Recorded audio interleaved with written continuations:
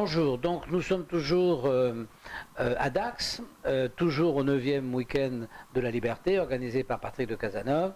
Et là, je reçois un monsieur parfaitement passionnant, dont je vais vous dire le nom parce que j'ai oublié, monsieur Corentin de Sales.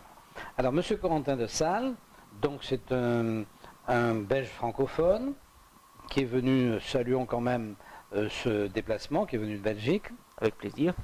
Qui a donc eu des postes très importants au plus haut niveau de la politique en Belgique, donc comme cadre, qui est enseignant et qui, personnellement, me fait découvrir le transhumanisme. Alors, le transhumanisme, donc, c'est le sujet de votre conférence de tout à l'heure? Tout à fait.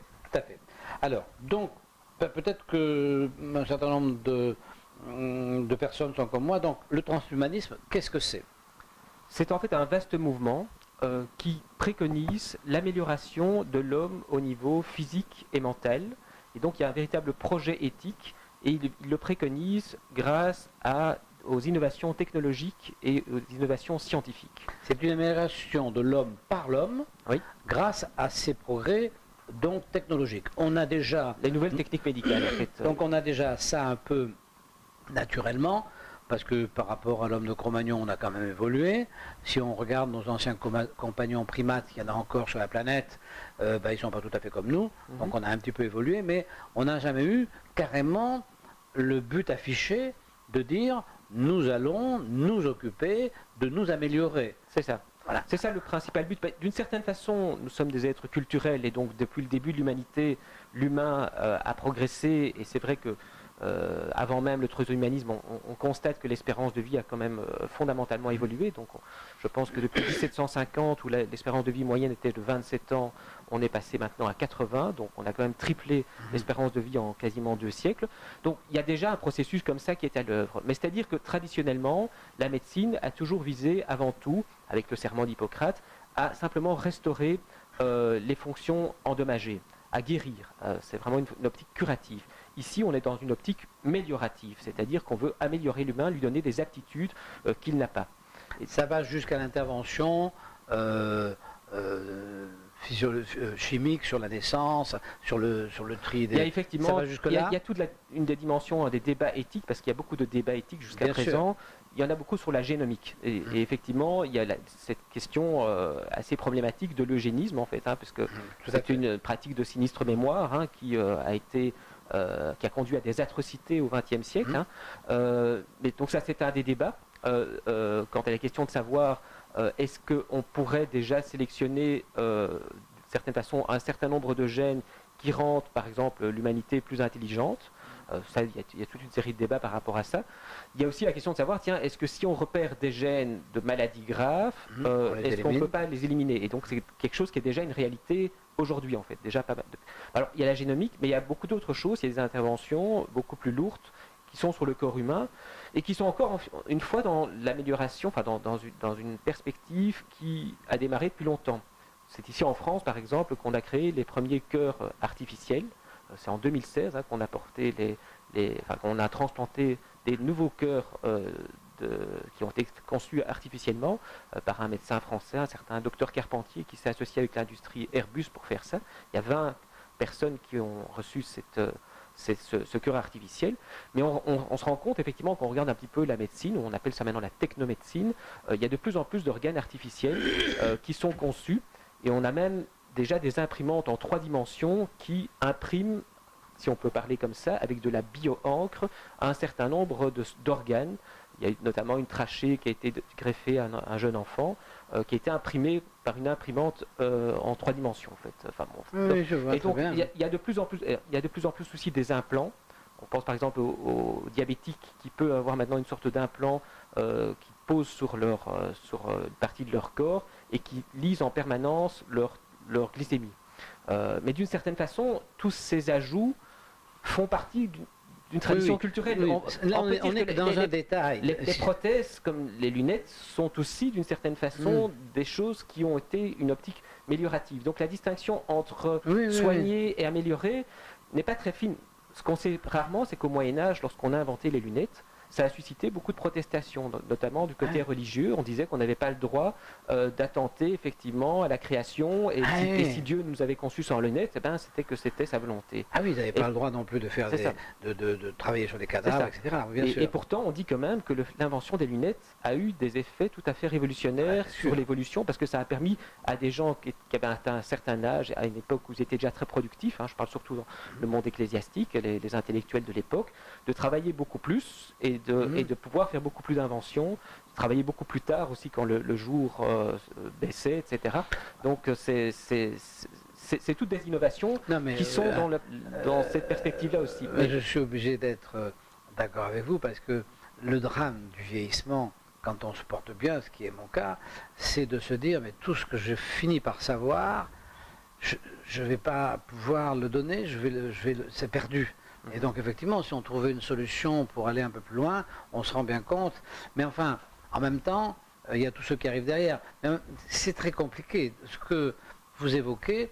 Alors, et vous dites, il y a une liaison, parce que l'étendue est immense de cette incorporation de l'homme dans un avenir technologique. Vous allez, je pense, expliquer que effectivement Google a des ambitions absolument invraisemblables à ce sujet. Vous avez dit que le patron de Google imagine que l'esprit de l'homme pourrait être inculqué à une machine, enfin l'intelligence de l'homme pourrait être inculquée à une machine. C'est ça. Oui, il y a effectivement différentes composantes dans ce transhumanisme. Moi, je pense, je vais parler des excès là tout de suite, mais que le projet en lui-même doit être accueilli dans son principe plutôt favorablement pour des libéraux. Oui. C'est un projet qui est effectivement extrêmement critiqué, qui a mauvaise presse pour l'instant, enfin qui n'est pas tellement connu. Il a mauvaise presse parce que justement, malheureusement, dans l'opinion publique, on est quand même dans une société spectacle, les seuls qui défendent un peu ces idées là maintenant sont justement la frange la plus extrémiste de ce mouvement. On peut parler de technoprophètes ou de technophiles vraiment exaltés. C'est presque une secte. Et qui, eux, promettent vraiment l'immortalité à brève échéance, et qui promettent aussi, effectivement, comment dire, de pouvoir même se désincarner. C'est-à-dire qu'il y a toutes des recherches qui sont menées sur la vieillesse, et effectivement, il y a beaucoup d'argent qui est consacré à ça, notamment sur l'étude des cellules sénescentes, et de savoir si on peut freiner leur développement, si on ne peut pas carrément même les supprimer. On étudie notamment un organisme qui s'appelle l'hydre, qui est une sorte de créature marine dont les cellules se régénèrent en permanence, en fait. Et on se dit, tiens, peut-être qu'en greffant ce type de cellules, enfin bon, il y a plein de perspectives différentes, c'est assez complexe, etc. Mais le stade ultime, c'est de se dire, tiens, mais pourquoi ne pas se débarrasser du corps ? Il y a une première optique qui consiste à se dire, tiens, mais puisqu'on peut remplacer tous les organes, autant chaque fois les remplacer. Et c'est un peu comme les vieilles voitures américaines à la Havane, en fait, qui datent des années 50, avant la révolution cubaine. Là, on remplace chaque fois les pièces, et de facto, elles sont immortelles. On peut dire ça, la même chose pour des monuments, etc. On pourrait concevoir l'être humain comme un ensemble de pièces. Ça pose quand même un peu un problème, parce que le cerveau, on ne voit pas très bien comment on pourra, et en tout cas, c'est pas demain la veille, mais à ça, il y a des gens qui essayent d'expliquer à travers toutes les dernières recherches scientifiques, et c'est le cas notamment de Raymond Kurzweil, dont je vais parler dans 30 secondes, mais qui lui dit qu'on pourrait carrément uploader, c'est-à-dire télécharger, donc transférer l'esprit du cerveau et le mettre effectivement sur un ordinateur, quitte à pouvoir le réincarner dans un autre corps qui aurait été cultivé artificiellement, ou même qui reste dans un robot, ou qui reste même dans des... Donc ça, c'est pas de la science-fiction, il y a des gens qui pensent pour de vrai. Ce point-là, c'est de la vraie science-fiction, c'est-à-dire qu'il n'y a pas vraiment de base scientifiques ou technologiques qui permettent de croire que ça soit crédible. En tout cas, moi, ça ne me convainc pas. Mais disons que c'est pour vous montrer jusqu'où ce mouvement peut aller. Et ce Raymond Kurzweil, en fait, si c'était simplement un kidam, on pourrait se dire, bon, ben voilà, il y a toujours eu des fous, etc. Mais il se fait qu'effectivement, c'est quelqu'un qui a un profil assez intéressant. C'est un enfant prodige, je crois, qui a construit son premier ordinateur à l'âge de 9-10 ans, et un ordinateur qui permettait justement de composer de la musique, etc. Et dans tout son parcours, il a fini par arriver à la tête non pas de Google, mais en tant qu'ingénieur en chef de chez Google. Et Google lui a confié la mission, effectivement, de créer la première grande intelligence artificielle à partir du réseau. Donc que le réseau Google deviendrait la première grande intelligence artificielle. Et il y a cette idée qui est développée par lui, mais par un certain nombre d'autres auteurs, qui consiste à se dire, tiens, mais on arrivera à un moment donné à un épisode dans l'histoire humaine sans précédent, qui serait une sorte de révolution qu'il appelle la singularité technologique. C'est un concept qu'il emprunte tant en mathématiques qu'en physique. Mais en gros, l'idée, c'est quoi? C'est qu'il arriverait cette période où nous serions au 4e ou au 5e stade, là maintenant, où l'homme fusionne avec la machine, en fait, quoi. Et puis après, dans le 6e cas, l'homme n'existerait même plus, ou disons que d'une certaine façon, la machine aurait été humanisée. Donc on peut dire que ça va des deux côtés, et que cette machine-là, elle pourrait partir à la conquête de l'univers et coloniser l'espace entier. Bon, là, on est clairement dans la science-fiction, mais pour vous dire, évidemment, jusqu'où ça va. Mais on est dans la science-fiction, mais en même temps, on sent bien que l'accélération, c'est ça qui est intéressant dans votre proposition, c'est qu'on sent bien que l'accélération technologique ne peut pas ne pas avoir une incidence sur l'être humain. Ça paraît évident. Et cette incidence, effectivement, vous dites, par rapport à cette incidence, il faut être libéral. Parce que le réflexe, c'est de dire non, on ne touche à rien. Enfin, la plupart des gens disent non, on ne touche à rien, pas le droit de travailler sur les cellules, pas le droit de ci, pas le droit de là, parce qu'on doit rester tel qu'on était à l'époque des Romains. Entre autres, qu'on n'est pas du tout sans doute comme on était à l'époque des Romains, et qu'on a eu des difficultés à s'y projeter, mais on a donc évolué, mais on a évolué, je dirais, à notre insu, et vous dites, maintenant on va évoluer, on peut évoluer volontairement, et on ne doit pas s'y opposer, en quelque sorte. Vous dites ça sans pour autant poursuivre l'objectif dément, mais vous dites le libéral n'a pas de raison de s'opposer à cette chose-là. Au projet, c'est vrai qu'on n'a pas il peut y avoir des raisons tout à fait respectables, des raisons religieuses, théologiques, etc. Et je pense qu'il faut tenir compte de tous les intervenants dans ce type de débat. Mais je crois qu'il y a au fond du libéralisme, et je dirais même au fond de l'humanisme, cette idée qu'effectivement l'homme doit progresser. C'est très difficile de définir l'humain, il y a beaucoup de philosophes, mais il y a beaucoup de philosophes qui viennent à dire que d'une certaine façon, la seule façon de définir l'humain, c'est qu'il ne peut pas être défini. C'est-à-dire qu'il n'a pas une naissance bien déterminée, c'est qu'il est en continuelle évolution. Il est toujours en rupture par rapport à la nature. Depuis qu'il a inventé le feu ou l'agriculture, il est toujours en rupture avec son milieu et son environnement. Il est en continuité aussi, mais il y a une espèce de dynamique, de synergie, de dialectique entre les deux qui fait que si cette dynamique s'arrêtait, on pourrait dire aussi que l'homme s'arrêterait d'être l'homme. Et donc il y a un passage qui est souvent cité dans cette littérature, c'est un passage de Pic de la Mirandole, qui est en fait à l'époque un jeune intellectuel de 24-25 ans qui a publié ces 800 thèses qui, elles, ont été vraiment condamnées par l'Église. Et un des propos qui tient dans cet ouvrage, c'est l'idée que l'homme n'a pas reçu, c'est un dialogue fictif où l'homme s'adresse à Dieu en disant, il dit à Adam, je ne t'ai pas donné une place bien particulière en fait, parce que je t'ai donné la possibilité de choisir toi-même qui tu vas être, et donc contrairement à toutes les créatures que j'ai mis dans des niches, etc., c'est à toi de te transformer. Donc il utilise vraiment ce terme-là pour savoir qui tu veux devenir.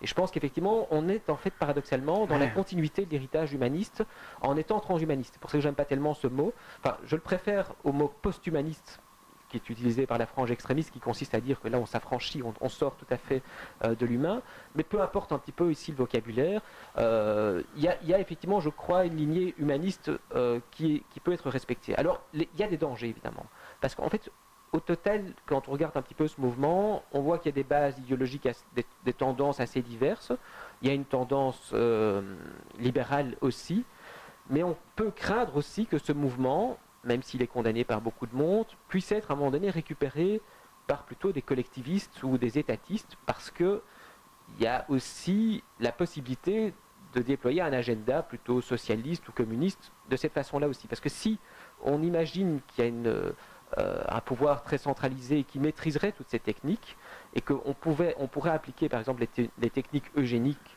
les techniques génétiques dans une visée eugéniste en fait, on pourrait arriver à un vieux rêve des socialistes qui disent qu'on ne sait rien faire contre la fameuse loterie naturelle, puisqu'on est tous avec des talents différents, mais il faut chaque fois les compenser par des politiques de redistribution. Enfin, en tant que libéral, j'ai rien contre le fait qu'évidemment il faut aider les plus démunis, etc. Mais on sait quand même que toutes ces politiques redistributives, telles qu'elles ont été conçues dans beaucoup de gouvernements, etc., ont beaucoup plus d'effets pervers en tant que tels. Alors ici, ils iraient un pas plus loin en se disant, tiens, mais pourquoi ne pas créer l'égalité dès le départ, de créer déjà une égalité biologique avec tous les gens qui sont identiques. Et donc là, je crois que ça va fondamentalement à l'encontre, évidemment, de la perspective libérale qui consiste à se dire que on est vraiment riche de notre diversité et que non seulement une diversité des talents qu'on a, mais que c'est grâce aussi à cette diversité de talents qu'on a une diversité de milieux sociaux, une diversité de culture, une diversité d'opinions, même une diversité de partis et de doctrines politiques, parce que je crois que le libéral, en tant que libéral, est favorable au pluralisme idéologique. Absolument. Mais oui, c'est vraiment très intéressant. Mais la question que vous posez, il y a un préalable. Il faut donc croire à l'idée qu'une transformation accélérée de l'homme, non pas de sa pensée, mais de sa réalité, de son corps, pourrait être effective. Alors ça, effectivement, c'est très difficile à conceptualiser. Parce qu'on a beau imaginer et entendre parler de ces choses, je dirais, elles sont dans la tête des gens moyens comme moi, elles sont c'est Jules Verne, même pas, parce que je dirais même que Jules Verne était peut-être encore plus, à l'époque, accessible. On a l'impression que et vous dites, vous avez l'air de dire, non, mais vous avez l'air de dire, on connaît, on sait qu'il y a des choses qui existent et qui ont déjà dépassé la pensée ordinaire de dire, bon, l'homme, c'est l'homme, voilà. Mais il y a déjà des faits qui permettent de dire, non, cette transformation accélérée de l'homme par l'homme, dans les faits, elle existe déjà en partie. Vous dites ça. En fait, moi, je ne suis pas médecin ni ingénieur, mais en tant qu'amateur, j'ai lu quand même pas mal de livres et je me suis intéressé un petit peu à ces derniers progrès médicaux. J'ai même lu des gens qui étaient tout à fait opposés au transhumanisme, mais qui étaient quand même des gens qui s'y connaissaient assez bien dans cette technique médicale. Je viens de lire, par exemple, un ouvrage de Jacques Testard, qui est en fait un des savants français les plus éminents, puisque c'est lui qui est le père du bébé Éprouvette. Et lui, il s'oppose effectivement tout à fait à ce mouvement, mais il fait la liste un petit peu de toutes les innovations, et c'est très bien documenté d'un point de vue vraiment clinicien, etc. Il dit où on est arrivé, et c'est vrai que c'est assez impressionnant de voir où on en est déjà. On a déjà des yeux. Ça qui fait que il y a déjà par exemple des yeux bioniques. Il y a déjà des implants cochléaires, en fait, c'est-à-dire vous pouvez greffer des cellules dans l'oreille, effectivement, qui permettent de restituer en partie la surdité. Vous avez, ces yeux bioniques, qu'est-ce qu'on appelle par là? C'est simplement qu'on filme en mettant une caméra sur l'œil qui peut retranscrire effectivement via un ordinateur qui est derrière votre tête et qui donne des influx nerveux qui vont sur le nerf optique. Et ça permet de restituer une partie de la vue. En fait, on voit c'est un peu plus des ombres et des mouvements et des formes, mais qui permettent par exemple à quelqu'un qui est aveugle de savoir qu'une porte est ouverte ou qui peut même lire quelques lettres de l'alphabet quand elles sont inscrites en très, très grand format. Donc ce n'est qu'un premier mouvement. Il y a aussi tout ce qu'on appelle maintenant la réalité virtuelle. Et de plus en plus, effectivement, on voit qu'il est possible de commander des objets rien que par la pensée. Donc le fameux don de kinésie, c'est-à-dire que lorsque vous mettez, devient une forme de réalité scientifique, parce que lorsque vous mettez une sorte de casque avec des électrodes qui sont posées simplement sur votre crâne, aux zones ad hoc, vous pouvez éventuellement commander un bras, il faut un peu s'entraîner, mais un bras électronique. Et donc, et il y a eu d'ailleurs, il n'y a pas longtemps, en 2016 à Zurich, les premiers Jeux olympiques des cyborgs, en fait. C'est-à-dire que c'est tous des athlètes qui sont tous des personnes handicapées, qui sont les premiers d'ailleurs à bénéficier de toutes ces innovations. C'est ça qui d'ailleurs permet aux transhumanistes de justifier qu'on fasse des progrès là-dedans.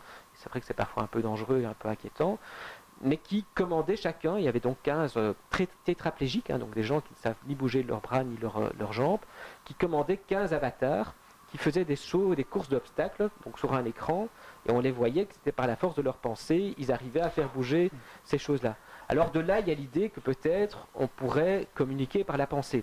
C'est le stade ultérieur. On voit que quelqu'un qui est assez controversé, dont on parle souvent là maintenant, c'est Elon Musk, en fait, il vient de dire qu'il veut créer une société avec ce qu'on appelle un lacet neuronal. C'est-à-dire qu'on vous greffe une sorte de lacet qui serait implanté dans votre cerveau, que vous pourriez vous connecter à l'ordinateur.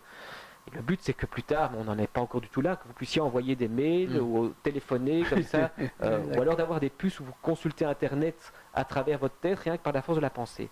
Alors, et c'est évidemment tout ce champ qui est en train de se développer, qui est très vaste, qui est très vaste, bon, et qui n'est pas sans danger, ouais, hein, parce que c'est difficile de faire la part entre la réalité et le charlatanisme. C'est un peu... ça. Mais bon, il y a quand même effectivement un certain nombre de choses qui existent, qui font qu'on ne peut pas rejeter cette perspective dans la question.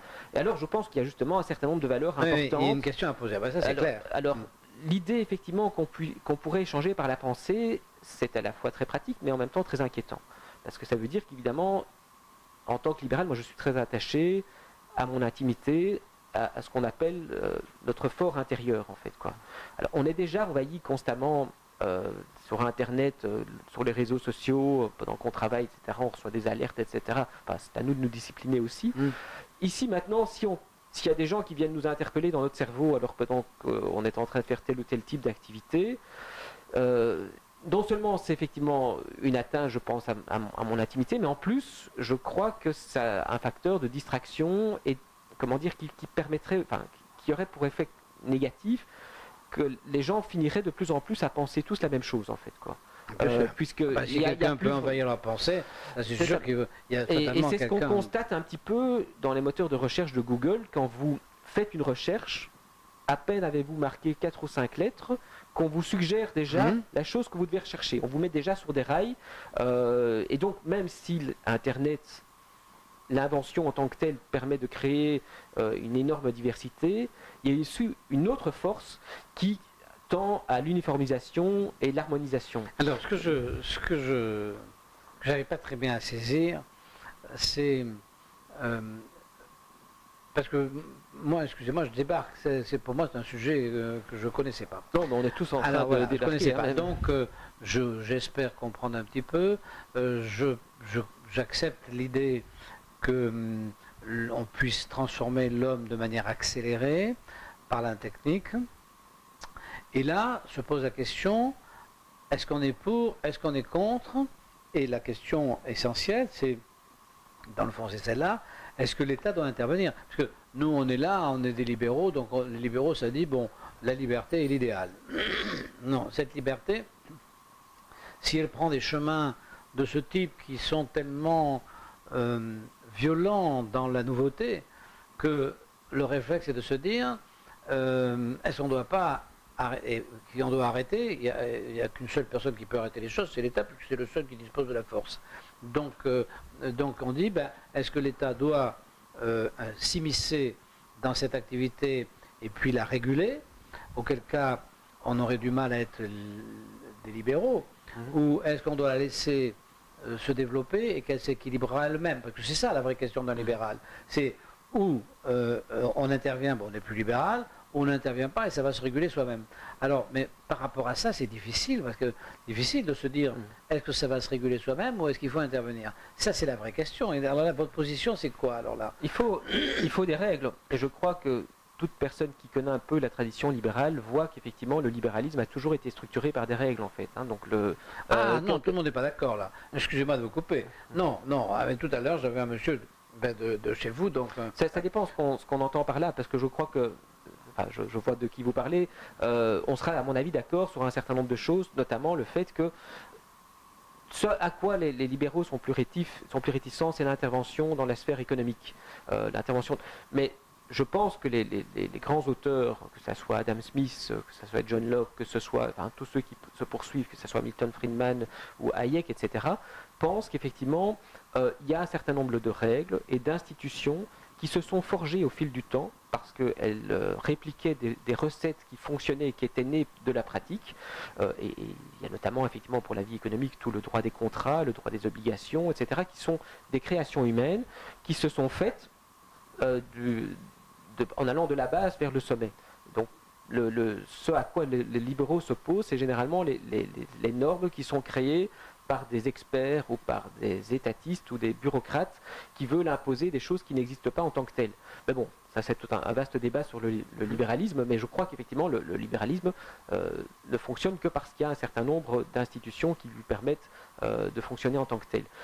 Mais quoi qu'il en soit, ici je crois que dans ce domaine-ci aussi, il faut trouver les bonnes pratiques. Et il faut progressivement commencer à réfléchir à des principes régulateurs. Et je crois que la question est encore restée assez abstraite. On est encore dans le domaine des débats éthiques comme ceux dont on parlait un peu tout à l'heure, mais que ça va s'imposer tôt ou tard à l'agenda politique. C'est-à-dire que quand ces inventions deviendront vraiment commercialisables, elles vont susciter un très grand attrait. Et là, je crois que tous les partis politiques seront obligés de se reconfigurer et au-delà d'eux, les doctrines politiques qui défendent... Vous allez vous retrouver dans la situation épouvantable de faire le choix entre le bien et le mal. Et ça va être très compliqué, parce que qu'est-ce qui justifierait que ces évolutions existent, c'est que ce soit le bien. Qu'est-ce qui justifierait qu'elles n'existent plus, c'est que ce soit le mal. Donc il va falloir déterminer, et chaque fois que l'homme essaie de déterminer quel est le bien et quel est le mal, il a de grandes difficultés. C'est un des problèmes profonds de l'humanité. Non, je ne pense pas qu'il faille dramatiser parce que ça ne sera pas noir ou blanc. Je pense que quand il y a des innovations, il y a plein d'innovations en tout genre. Trancher à un moment.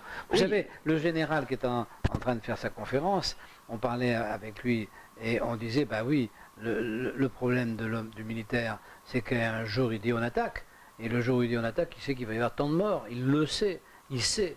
Donc, ben voilà, il dit, mais donc à un moment donné, il faut trancher. Donc, si vous voulez, à un moment donné, c'est toujours l'équilibre du bien et du mal. On va attaquer, oui, parce qu'on pense que c'est bien, mais non, si on pense que c'est mal.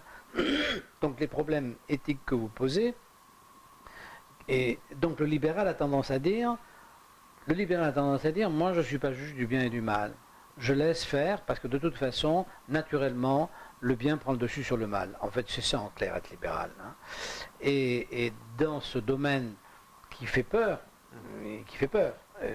oui, naturellement, ça vous fait peur, ça me fait peur, vous m'en parlez, j'ai peur. Hein. Et donc on a tendance à se dire, bon, attention, on va intervenir parce que sinon, il y aura du mal. Et c'est compliqué quand même comme démarche, ça. C'est pas une démarche complètement libérale, quand même, si vous trouvez. Bon, je pense que oui, il faut des règles, et ces règles ont un effet performatif. Quand je dis qu'il ne faut pas dramatiser, c'est parce que bon, il n'y a pas un bien absolu ou un mal absolu. Je crois qu'effectivement, il y a des choses qu'on peut utiliser un autre registre, hein, dire que c'est opportun, que c'est risqué, ou que c'est inopportun, ou que c'est plutôt positif, négatif. Je crois qu'on peut calibrer. C'est la raison pour laquelle je crois qu'il faut vraiment qu'on ait les réflexions en amont, parce que ces choses arrivent assez rapidement. C'est la raison pour laquelle moi j'ai décidé de m'y intéresser, parce que je me dis, il faut dans un premier temps avoir des principes régulateurs. Et sur base de ça, créer des débats démocratiques, etc. Et voir concrètement quand on est face à une invention, où là, effectivement, il faut prendre position pour ou contre, si on dit pour, si on dit oui ou si on dit non. Je parlais d'intimité tout à l'heure. Là, effectivement, on vient d'adopter une norme, une directive au niveau européen, le fameux GDPR, qui, effectivement, réglemente l'utilisation des données, des fameuses big data, dans le but, effectivement, de protéger la vie privée. C'est tout un ensemble de contraintes qui ont été mal perçues par un certain nombre d'entreprises, qui consistent à dire, tiens, mais il faut que les entreprises avertissent les personnes qu'on a récolté des données sur elles, que ces personnes aient le droit de les consulter, qu'elles aient même le droit de demander qu'on les efface. Alors évidemment, ça suscite beaucoup de grognements, etc. Mais globalement, je crois que c'est quand même nécessaire dans certains cas, surtout effectivement quand on voit toutes les techniques et tout ce qu'on peut tirer et connaître de la vie privée de quelqu'un, non seulement en récoltant ces données, mais en croisant ces bases de données elles-mêmes. C'est incroyable le nombre de choses que l'État peut maintenant connaître sur telle ou telle personne. Ben, écoutez, oui, c'était vraiment passionnant votre affaire. Votre conférence va être certainement... va poser plein de questions, hein. Vous allez avoir des questions à la sortie. Oui, mais je pense que la sensibilisation me paraît indispensable, bien sûr. C'est un sujet qui est assez peu évoqué, sauf par la presse un scandale, mais il n'est pas évoqué de manière pragmatique. On ne lit pas grand-chose, je dirais, sauf sans doute dans les revues scientifiques, mais dans les revues de tous les jours, on ne lit rien de vraiment pondéré sur ce genre de sujet. Et oui, ben effectivement. Ça reste encore assez abstrait, hein. C'est pas encore très concret dans la vie des gens, mais je crois que ça arrivera à un moment donné. Utilisé, du fait que c'est abstrait, c'est fatalement utilisé par des gens qui ne sont pas toujours bienveillants, et donc effectivement... Mais écoutez, alors je suis vraiment tout à fait ravi d'avoir appris tout ça. Alors, pour moi, c'est vraiment... je débarque là. Hein, je suis vraiment l'intervieweur, pas informé. Hein. Non, donc... peut-être qu'on va faire des progrès, et puis que, en tout cas moi, et puis que dans les années à venir, si vous revenez, je serai plus apte à comprendre ce que vous me dites. Peut-être pas, parce que si vous avez eu des implants cérébraux, vous serez encore plus actif que maintenant. Et dans le prochain interview qu'on fera dans un siècle, là vous aurez... si je suis dans un siècle, je serais content d'avoir déjà. Ou c'est peut-être que vous serez dans un ordinateur. Hein, donc c'est pas quelque chose qui sera joli. Mais donc, si vous voulez, effectivement, ça va être un peu compliqué. Mais bon, oui, les perspectives. Les perspectives sont... enfin bon, tant qu'on est dans le domaine de la science-fiction, bien que, on finit toujours par rejoindre la science-fiction. C'est ça qui est terrible, c'est que que ce soit dans le bien ou dans le mal, contrairement à ce qu'il croit, l'imagination de l'homme est toujours inférieure à ce qu'il finit par réaliser. C'est ça qui est incroyable. Alors donc, on voit ça par exemple, la boule de cristal au Moyen-Âge, c'est devenu la télévision en fait. Ou le tapis volant qu'on retrouve dans les contes des Mille et une nuits. C'est moins bien que les avions Airbus qu'on fait maintenant en fait. Hein. Donc c'est vrai que ce qui est fantaisiste aujourd'hui devient la réalité de demain. Quand la télévision est arrivée, donc moi j'étais là, donc on dit que c'est les années 60, un truc comme ça, 55, bon. Alors c'était des monstres. Hein, et mon père, qui était un homme assez âgé, elle était en 1900, il m'a dit, écoute, Henri, ta télévision, tu vois, c'est beaucoup trop gros chez nous. Alors quand on pourra la mettre comme un tableau sur un mur, j'en achèterai une. Bon, malheureusement, il est décédé, mais aujourd'hui, vous achetez une télévision, vous accrochez un mur, terminé. Hein. Donc ça s'est passé. Donc si vous voulez, c'est un truc... oui, donc si vous voulez, la pensée de l'homme est toujours inférieure à ce qu'il finit par arriver à faire. C'est ça qui est fou. Donc ce que vous dites, c'est effrayant dans la mesure où peut-être que c'est en dessous de ce qui peut se passer. Donc, oui, et là-dedans, le libéralisme, effectivement, ça paraît un peu compliqué, oui. Non, je crois que ça doit rester un gouvernail, en fait, qui nous prémunit contre un certain nombre de dangers. Bon, enfin, il y a assez peu de chances que je rentre dans une secte de ce type, parce que c'est pas trop ma tasse de thé, mais je suis très content d'avoir été informé de tout ça, et puis je suis très content que ça va faire drôle, là, c'est un peu déstabilisant votre opération. Très intéressant. Merci d'avoir interviewé. Je vous en prie, très intéressant. Nous allons dire donc au revoir à tout le monde et puis à une prochaine fois. Au revoir.